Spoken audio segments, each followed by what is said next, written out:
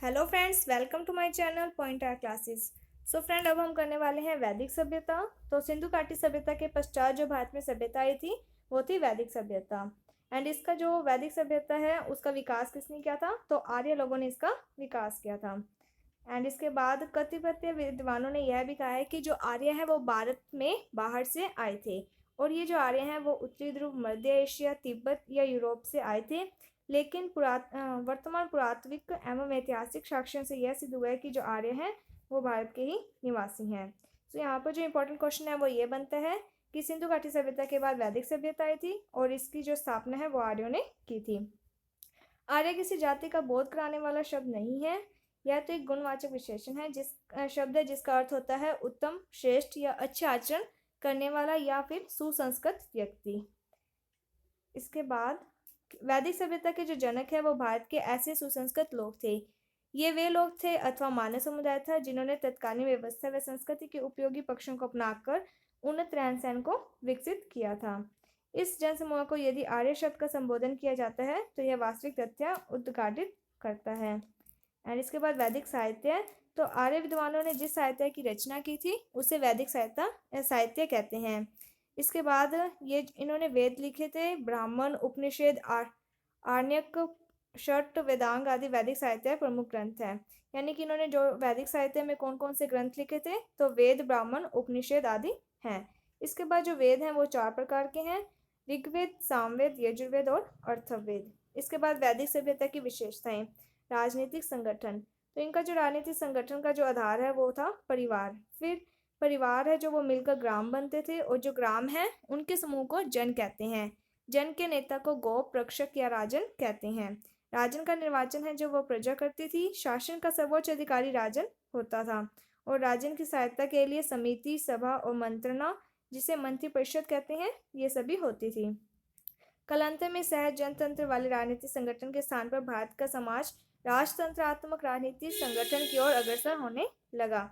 भारत में कई जनपद राज्य हैं जो वो भी स्थापित हुए थे। और ये जनपद कौन कौन से थे? तो ये कुरु, पांचाल, गाधार, ककेय, मद्र, काशी, कालिंग, अंग, मधव, लिच्छवी, मल्ल, अवनति, कौशल, शिवी आदि प्रमुख जनपद थे। इसके बाद सामाजिक जीवन। तो आर्य समाज में वर्ण व्यवस्था थी। तो वर्ण व्यवस्था है जो, यानी कि ये 4 प्रकार के वर्ण पाए जाते थे, यानी कि 4 प्रकार की जातियां थी। तो ये कौन कौन सी थी? तो ब्राह्मण, क्षत्रिय, वैश्य और शूद्र। और ये जो वर्ण व्यवस्था थी वो जन्म पर आधारित नहीं थी बल्कि ये कर्म पर आधारित थी। यानी जो व्यक्ति कोई जो काम करता था उसी के आधार पर वो वर्ण में आ जाता था। एंड इसके बाद परिवार।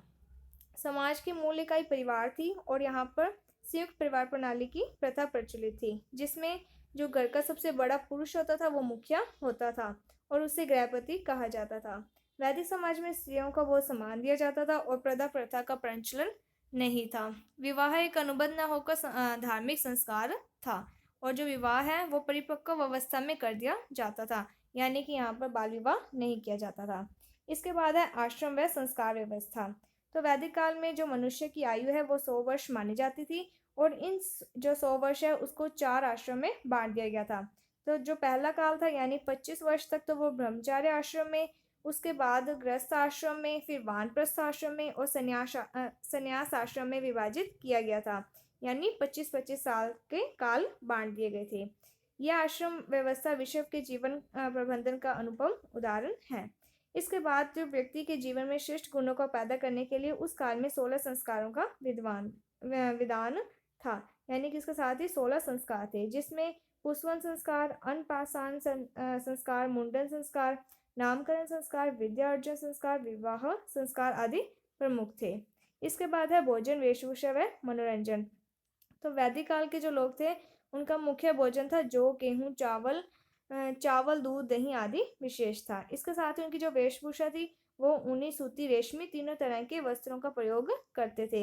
एंड जो आभूषण है वो स्त्री और पुरुष दोनों ही पहनते थे। और इनके जो मनोरंजन के साधन थे वो थे रथ दौड़, घुड़दौड़, शिकार, मल्लयुद्ध। इसके साथ ही वो संगीत और नृत्य आदि भी इनके बीच में लोकप्रिय था। और इनके जो वाद्य यंत्र है वो है वीणा, बांसुरी, शंख, मृदंग आदि प्रचलित हैं। इसके बाद है आर्थिक जीवन, जिसमें फर्स्ट पॉइंट आता है कृषि और पशुपालन। तो इनका जो मेन आर्थिक आजीविका का साधन था वो था कृषि। उसके बाद पशुपालन, घरेलू उद्योग धंधे आदि था। तो खेती का काम ये हल बैल से किया करते थे।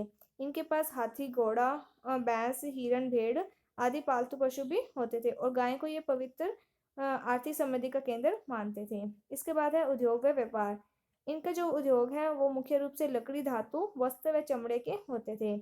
ऋग्वेद में भिषक नाम से चिकित्सक का उल्लेख भी किया गया है। व्यापार का जो माध्यम है वो वस्तुओं का लेन देन था। गाय को मूल्यवान इकाई माना जाता था और ऋग्वेद में निषक नामक सोने के सिक्के के संकेत मिलते हैं। इसके बाद है धार्मिक जीवन। तो यहाँ के जो लोग थे वो धार्मिक उपासक होते थे और ये प्राकृतिक शक्तियों को ज़्यादा यानी कि प्रेफरेंस देते थे। यानी कि ये जो प्राकृतिक शक्तियाँ होती हैं जैसे कि इंद्र, सूर्य, अग्नि, उषा, वायु, वरुण आदि प्रमुख थे। इसके साथ ही ये प्रार्थना, स्तुति, यज्ञों आदि द्वारा भी देवताओं को प्रसन्न करते थे। उनका जो धार्मिक जीवन होता है वो सरल, रहित और आडंबर से रहित होता था, यानी कि ये दिखावा नहीं करते थे। वैदिक काल के जो अंत में उपनिषदों ने ज्ञान का मार्ग प्रतिपादित किया है। तो यहाँ पर हमने वैदिक सभ्यता कर ली एंड आई होप आपको ये हाँ। समझ में आ गया होगा। Thank you friends for watching my video. Thank you.